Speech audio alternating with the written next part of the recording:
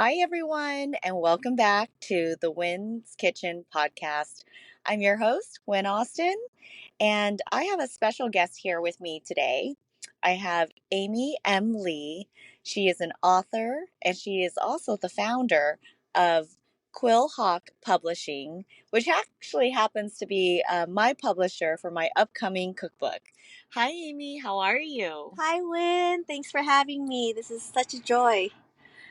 It is so fun to meet you in person finally. I found you on Facebook a year and a half ago, and I wanted to see you so you can kick my butt and get me going on this cookbook journey.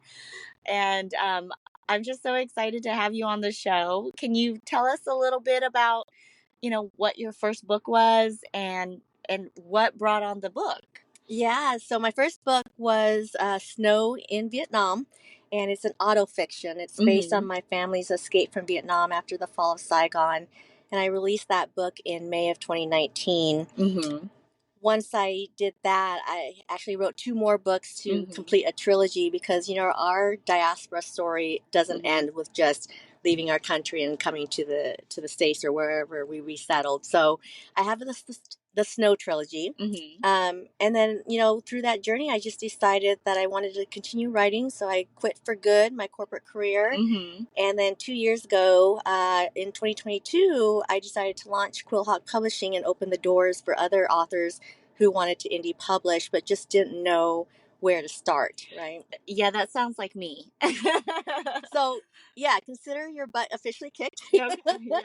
Let's get going on your cookbook. I'm really excited about it because I follow you on Instagram, and you're so good about showcasing not only our culture and our roots, but healthy living, healthy eating. Yeah.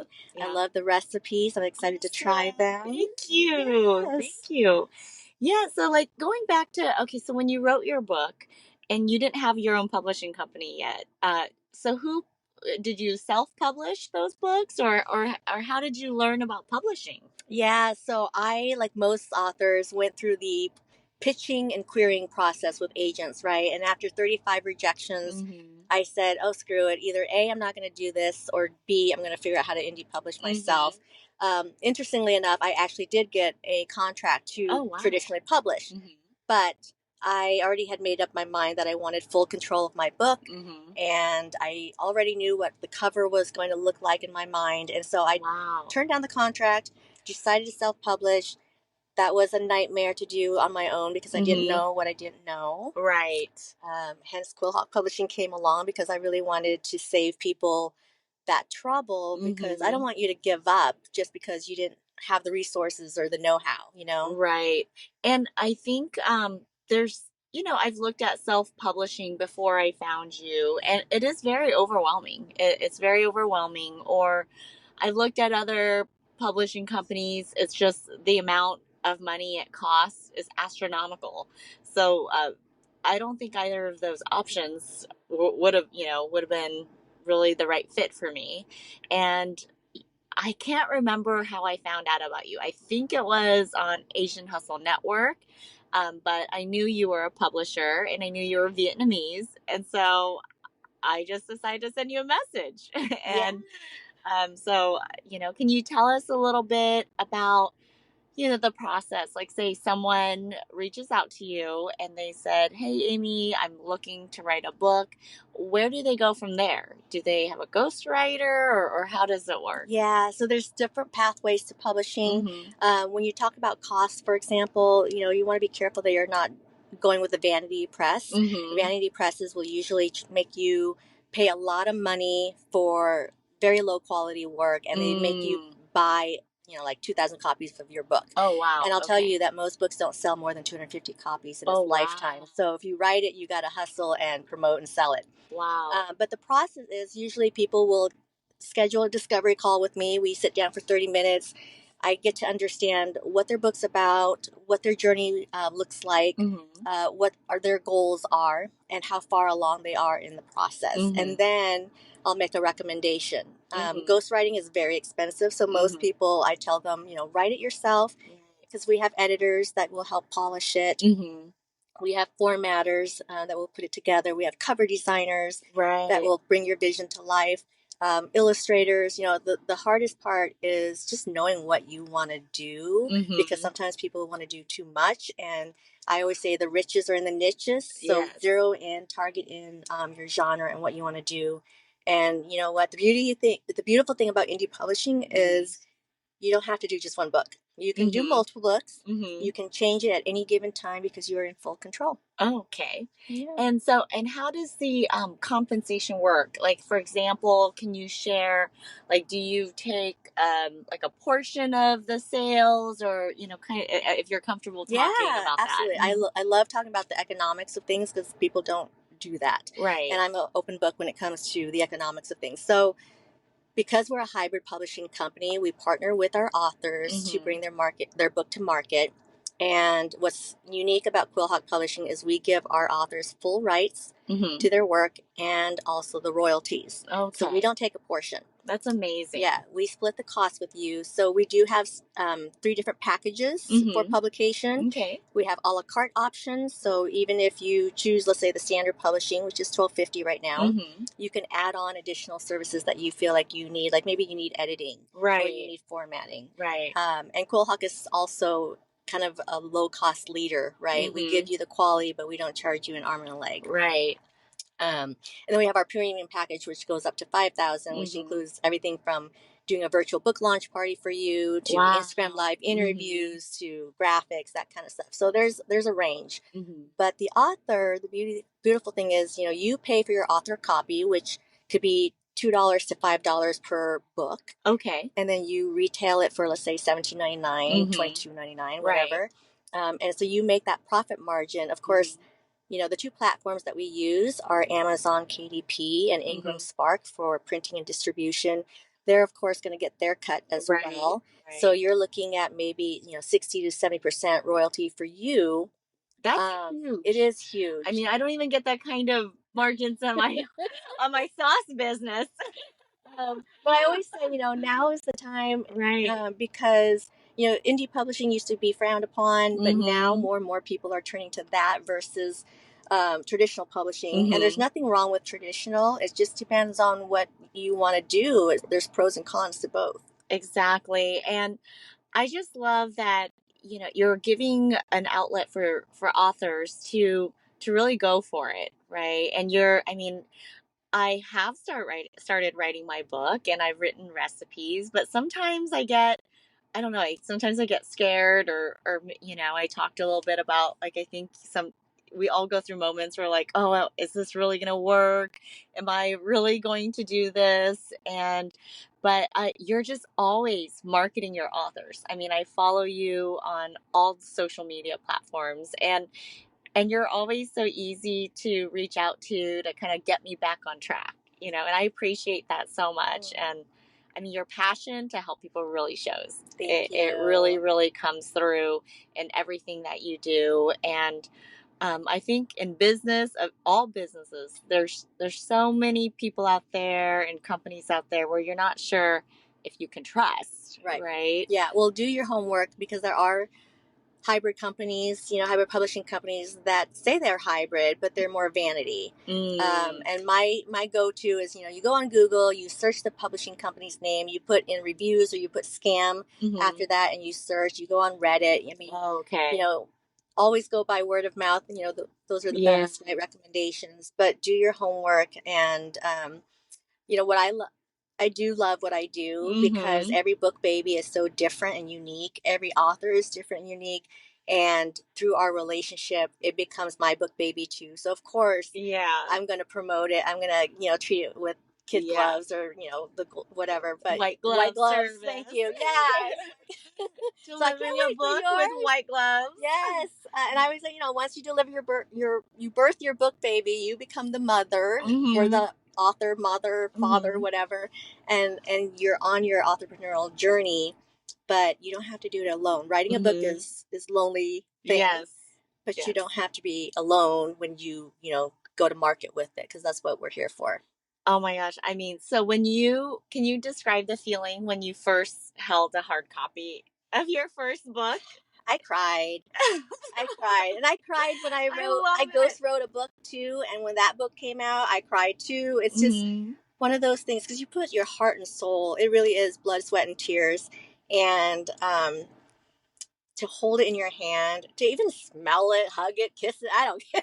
Yeah, it's your work. absolutely. Yeah. So there's a lot of pride in there, and you yourself know what went into it. And every book is different. So even though, let's say, the first book is smooth sailing or there's little hiccups, you're going to find that the second book is going to have its own little hiccups, too. But at the end of the day, it's amazing. Oh my gosh. Okay, so I'm feeling inspired.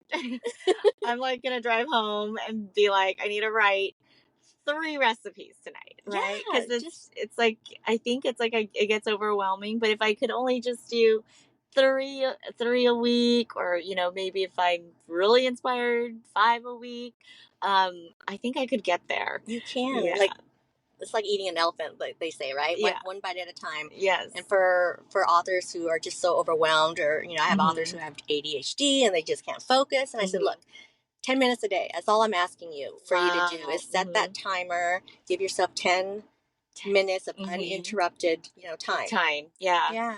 That's and just keep going, and day by day, and before you know it, you have your first draft. Oh my gosh. Yeah. It's a lot faster than you think. And yeah, like I said, just give yourself a little bit every day. Okay. And I mean, how did you know there was a book inside of you? What was the process? Did it come to you in a dream? Did it come to you while you were at your corporate job? Because I mean, I know when I was working in banking, I would spend most of my days like Googling recipes and knitting in my office. It was terrible. I'm like, we won't rat you out. I know it was a long time ago, and so I can have these confessions, but I knew corporate probably was not the right job for me long term. I think we all have at least one book in us, or more. I mean, even if it's a coloring book or a children's book or a memoir. For me personally, my mom passed away in 2017. And that devastated me. And so I just quit my job and decided, you know what, I'm going to take time for myself to mourn. Wow. But in that process, I heard very clearly while I was walking along the neighborhood, listening to Prince on, my AirPods. And someone told me, you need to write your mom's story. Wow. And you need to learn about your heritage and your roots and the boat people experience, all that good stuff, right? And then, like a couple of days later, by the way, you need to name that book Snow in Vietnam, because my mom's name is Thuy. Oh, yeah. I was going to ask you, is it Thuy? Yeah, Thuy means snow, and so Snow in Vietnam, and it's about her escape from Vietnam. But anyway, so that was my journey, and I just started taking workshops, modules, going to conferences, joining writing organizations, learning and absorbing as much as I could, interviewing, traveling. Wow. I mean, my first trip back to Vietnam, first couple of trips was just so humbling, Yeah. And so when you read Snow in Vietnam, if you hear Vietnam, if you smell Vietnam in the book, it's because of all those sensory overload stuff. So you did a research trip. You went there and were able to relate kind of some of the experiences you have. Yeah. Okay. Yeah. And then my editors did the rest. They're like, okay, you're head hopping, or hey, you're writing in present tense, and then all of a sudden you switch to past tense. I'm guilty of that. Right? Yeah. Or who knew that you didn't do 2 spaces after a period anymore? So there are all these things, nuances, that go with the writing style that you have to adhere to. Right. Yeah. I mean, I'm just so impressed. I'm so impressed. I'm impressed with you. Like, I look at you and I'm like, oh my gosh, she's got another product launching. You got lemongrass out, which I'm so excited. And I can't wait for you to try it. And I go back to the same theme all the time. And I tell people I'm always scared when I try new things. It's exciting. I've always been a bit of a risk taker, but it doesn't mean that I'm not scared. And there is something, I do feel like I've had a little bit of a block with the cookbook. But I think I was telling you earlier when we were at lunch that I think what I learned in life is that things come to you at the right time. And I think I was not ready to publish the cookbook yet because I have not launched the lemongrass. And actually, I didn't really have plans or to launch a lemongrass stir fry or marinade. And I remember writing recipes with lemongrass and just thinking how long, and I tried to simplify as much as I could, but it was so hard to explain how to prepare lemongrass and what part of the stock to use. Um, that, it took, I mean, I think a year later when I was having some friends over for lunch, that it hit me like, this might be a good product to have because it's so hard to prepare. People love it. It's so healthy and so good for you. And so it's so much easier for me to incorporate the flavor into the cookbook now, right? Yeah. Now that I have an actual product, because I didn't think the lemongrass was going to come to life. Right. And lemongrass is so present, and but people don't realize it. I mean, like, look, even today we went into a spa treatment and they had lemongrass scented oils and stuff. Amy, you are so full of surprises. I mean, I drove down to Orange County from San Diego, and Amy is actually out of Oklahoma, but she was out here. You were here at a conference, or? I was here with just a girls trip with my mahjong sisters. Oh my gosh, and then that's amazing. Meeting some random, not random, but some Quill Hawk Publishing partners and authors. Yeah, that's awesome. So then, of course, we meet up for lunch, and after lunch, she says, "Hey, I want to take you to go get a massage." You're like, okay.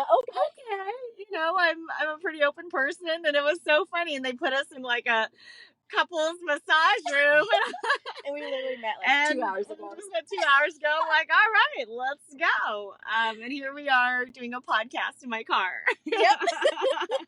Because I asked her, I'm like, well, since we're here in person, can we do a podcast episode? Why not? Yeah, I'm so proud of you. I think. Oh, thank you.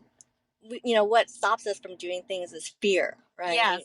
But when we're ready, the universe just kind of knows. Sometimes you throw it out there, you manifest it. It's true.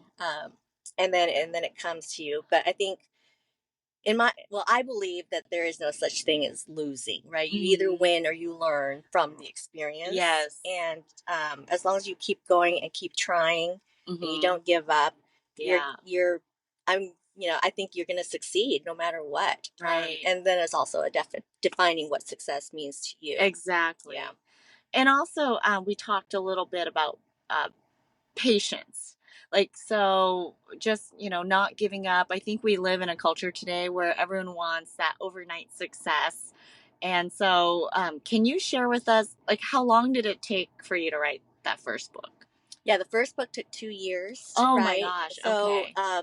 In the scheme of things, that's pretty short, to be honest with you. Well, that makes me feel better. There are people who take 7 years, 10 years to write that first book, and but time is of the essence. And we want things, yesterday, but patience is definitely required in publishing, especially when you're traditionally publishing, because you got to pitch to your agent. That agent has to sign you, and then also try to sell your book to a publisher. And then it could be another 1 to 5 years for you to see it on the shelf, that a book that you wrote, 1 to 5 years ago. Wow. But patience is key, because you have to rely on your cover designer, your editor, your illustrator, whoever it is, to get your book ready. And, you have one shot at this to make a good first impression. So definitely, and we care about that. That's why we're not a vanity press. Vanity presses, they'll probably charge you $10,000.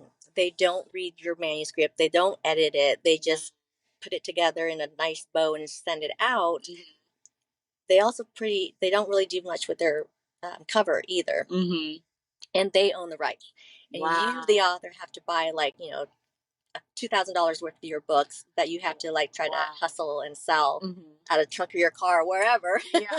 I tell people I still sell sauce out of my trunk. I do too with my books.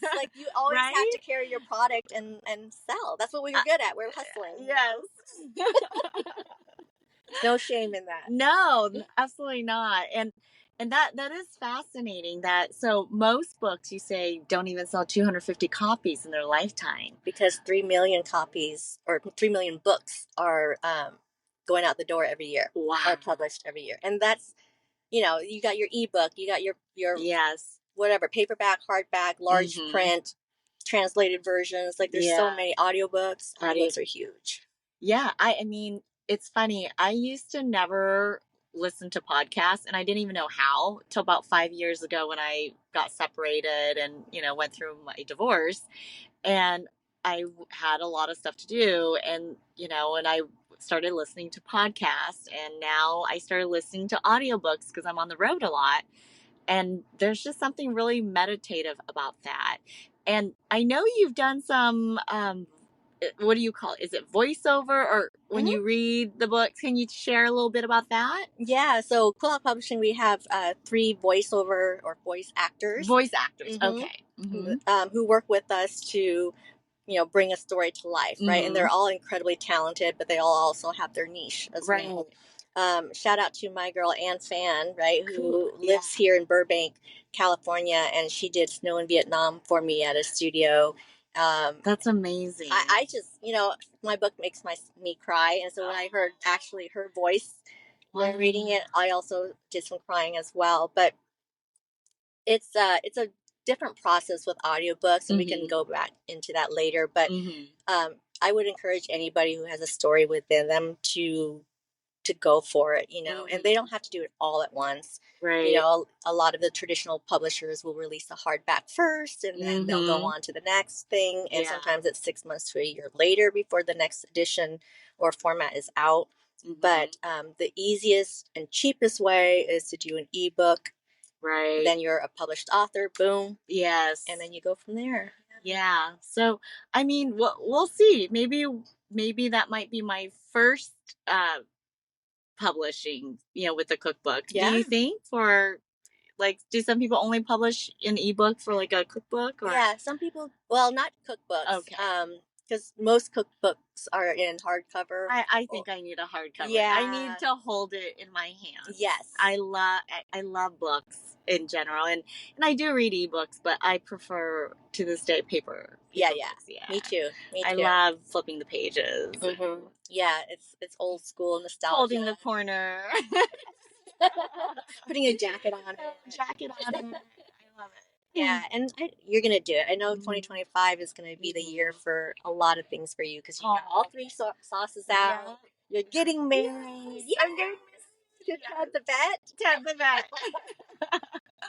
He somehow is becoming like more famous, he's so funny. He's so shy as far as he doesn't do social media, but he'll be at the store and people would be like, "Are you Wynn's fiance, Ted the vet?" And he's like, That's hilarious. So it's fun. I think he's got a book in him too. Yeah. So I've kind of pushed him to do a podcast and just to kind of get his feet wet being out there. And because I'm sure once you publish a book, it doesn't end there. Like, no. Can you share how some authors go about promoting their book once you get, that physical book in your hand? Yeah. So the easiest and most affordable way to do it is through social media. You don't have to do it all. You just pick the primary one that you like working with, right? But also where your audience may be, right? So whether that be YouTube, TikTok, whatever, Instagram. But promoting started yesterday. The moment you have the idea in your head, you should already be promoting your work. Yes. And a lot of the authors, well, I don't have anything to promote. No, you do, because you want to bring your readers and your followers along this journey with you. Yes. So that when you actually publish, you have all these followers who are so excited and ready to purchase. But the most important thing is your brand, right? And you and I talked about brand. Branding is such a strong thing that, you look at Nike, you look at any of the other other companies, you trust that brand because it's the feeling that you get from it, right? Yes. So I can have a strong brand, and it doesn't matter if I'm selling, igloos. You probably would buy it. Someone is famous for creating a pet rock. Remember that? See? Yeah. Yeah. And so it's like you trust the brand, and it's the feeling that comes from it. So you'll buy because of that. Absolutely. I mean, I love that there's so many, Vietnamese authors coming out, both in fiction, nonfiction, and also even in the cookbook realm, like we talked about, there's been, I think, 3 or 4 different Vietnamese cookbooks that's come out. And I know a lot of people might feel like, oh, well, it's already been done, right? Why would I write another book about that? Or why would I create another cookbook? But I I honestly don't see that at all. I think we all have our different story to tell from our point of view. And for me, I've had a health issue, and so I've really changed the ingredients I've used in cooking and in Vietnamese cooking.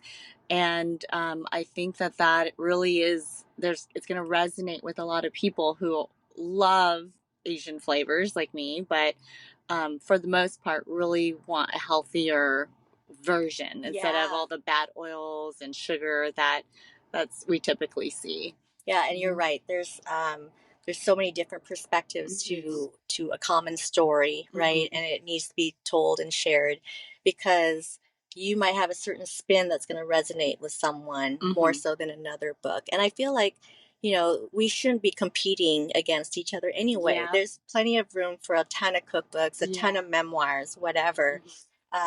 It's such a saturated market right now, but the beautiful thing about books is that, first of all, book lovers they consume it like left and right. I know. They can't get enough of I'm books. guilty. Yeah. I'm guilty. Yeah. And cookbooks. I cannot.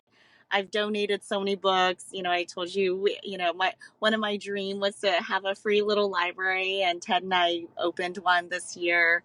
And so I put all of my books over the years in there to give away. But the hardest ones to part with are the cookbooks. Yeah. And if they're signed, even more. Oh so, my gosh, right? yes. It hurts. I have the TBR pile and all these shelves of books, but I love each one of them. Good. They're so unique. And, it's, I totally forgot what I was going to say. But anyways, just books are really magical in that sense that they, not only for the writer, because once you publish a book, you don't realize where that's going to take you. You meet so many amazing people also because of the book, right? Yes. But it's magical for the reader who gets transported into another place or time, or just, books learn a new culture. Yeah, it should be entertaining. It should be educational. That's when you've got a really good one. But yeah, anyways, I can't wait for your book. Do we have a title for your book? I've played with a few different ones. I think it's going to be, something around the subtitle will be a healthy twist on traditional Vietnamese cuisine, or something like that. I think I've written down a few different lines. Yeah. But I want to keep the authentic flavor, and authentic meaning using real ingredients like lemongrass. I want real lemongrass, coriander, just real spices, and not like the artificial flavors with a whole bunch of sugar. Yeah. So I don't know. I think I got to play with that a little bit. So, and okay, so one last thing. Can you tell me what has been the biggest challenge of creating your own publishing company? Probably the biggest, well, you don't know what you don't know. So there's that. But probably the biggest challenge is just having people trust not only themselves, but trust Quill Hawk Publishing. Because hybrid publishing is so new. And the fear of letting go of control, or the fear of how much is it going to cost me, or that kind of stuff, stops people from going forward. And I will not stand in your way of fulfilling your dream of being a published author. If we need to work with you on a payment plan, I'll do that. Wow. Because when I started Quill Hawk Publishing, it was kind of a little joke, to be honest with you, because somebody on Facebook, Lock with Media Vines, he was like, you need to share your knowledge and help people do this. Right. And I said, build me a sexy website, and then I'll think about it. And lo and behold, 5 months later, he built me this amazing website. Wow. And I was like, okay, well, now I'm now you have to do it. Now you have to do it. And 2 years later, we've got 50 authors. Oh my gosh, I love it. I think 33 books already published. Wow. Yeah. And the others? 2 years? Yeah. I'm here personally to kick your butt to get 33. Yes. Okay. I'm on it. I'm on it. Yeah. Well, thank you. And we just signed an author today. Oh, you did? Okay. And what is that author's name? So his name is Justin Masui, Okay. and he is writing Engineer's Primer to Investing. Wow. I have no idea what that's going to entail. Engineer's Primer on Investing. I think I said it right. So I said, send me a book blurb so I understand what this is and how am I going to be able to promote it and market it for you. Right.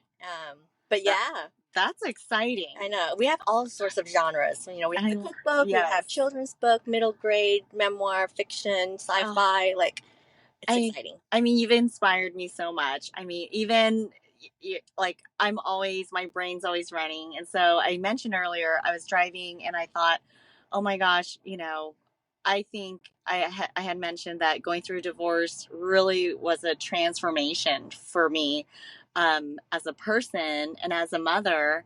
And I think that's a book in me, but I have to get the cookbook first. Yes.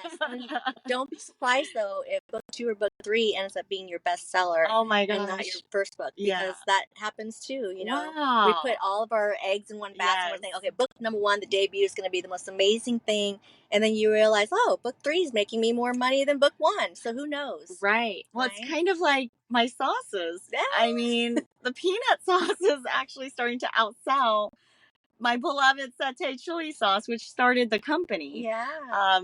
But I think just staying open-minded and that makes me happy too. I mean, I only put out something that I would love. So, but that's fascinating. Yeah.